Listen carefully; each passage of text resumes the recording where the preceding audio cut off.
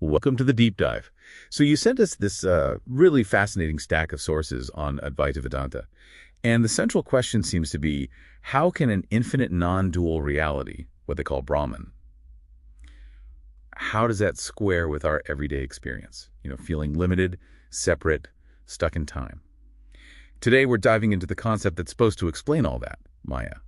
And our mission is to try and grasp this incredibly complex idea by focusing on its core contradictions. It really is the foundational puzzle of Advaita, because the whole position is that reality is non-dual. It's limitless, pure consciousness. And so the greatest problem for human beings isn't, external suffering. It's the fundamental ignorance of that truth. And Māyā is the power that conjures this ignorance, right? It's the smoke and mirrors. Exactly. It's the power responsible for projecting this whole world of diversity and limitation onto that one singular reality. Swami Vivekananda had that really famous summary. He called it something. Neither existence nor non-existence. But something mysterious in between. Right. It's a riddle. It's not really designed to be solved by pure logic. Okay, so let's try to unpack this. And I think the best way in, based on the material, is to look at 4 of the deepest inconsistencies. Because they aren't treated as flaws, are they? No, not at all. They're presented as the actual clues to understanding it. So, inconsistency number 1. The reality of the unreal, Māyā, is declared mithya, which, for anyone listening, doesn't just mean fake. It's more like conventionally real, but ultimately false. Precisely. So if the world is ultimately false, why do we experience it so vividly? And that's the key. Vedanta resolves this by saying Māyā is empirically experienced, but ultimately negated. The best analogy they use is still the dream. The dream analogy. While you're dreaming, the fear, the joy, it's all intensely real to you.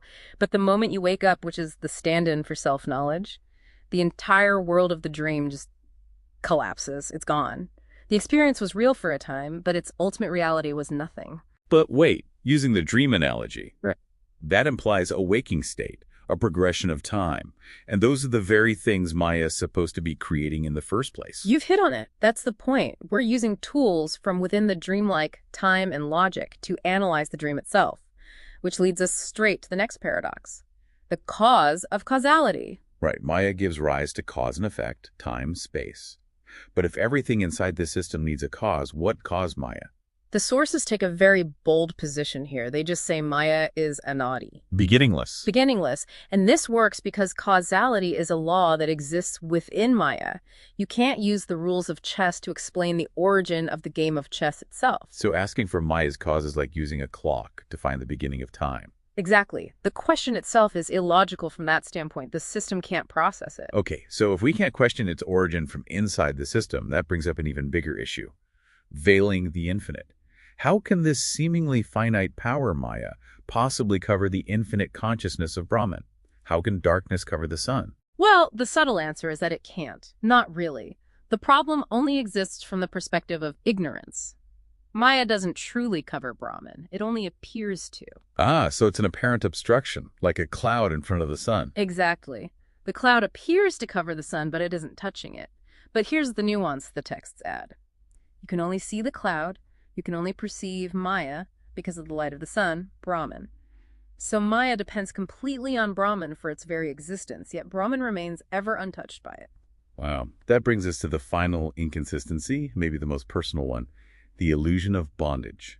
Māyā creates this intense, visceral feeling of being limited. I am this body, I am bound.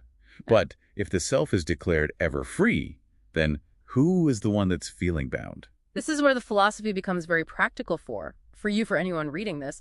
The sources argue that this limitation we feel is entirely imagined. It's not real. Māyā's specific job is to create a false identification with the body and mind. So the self is never actually bound. Never. Just like in that analogy of the rope and the imagined snake. The rope is never actually bound by your fear of a snake that simply isn't there. So we've established that Māyā isn't a logical problem to be solved with a better argument. It's a mystery to be transcended. It points beyond logic toward direct realization. That's it. When that realization dawns, the final knowledge is that Māyā never truly existed. The bondage was always imaginary. And the individual soul you thought you were is, and always was, none other than Brahman. I keep coming back to that final paradox from your notes. The indescribable is constantly discussed. If reality is truly beyond logic and language, as the sages claim, why devote entire scriptures to explaining Māyā? It's a powerful question, isn't it? It suggests that all these descriptions, the Missy, the Adi, all the analogies, are just provisional. They're just pointers. They're only meant to guide the mind towards silence and direct realization. What stands out to you in that paradox?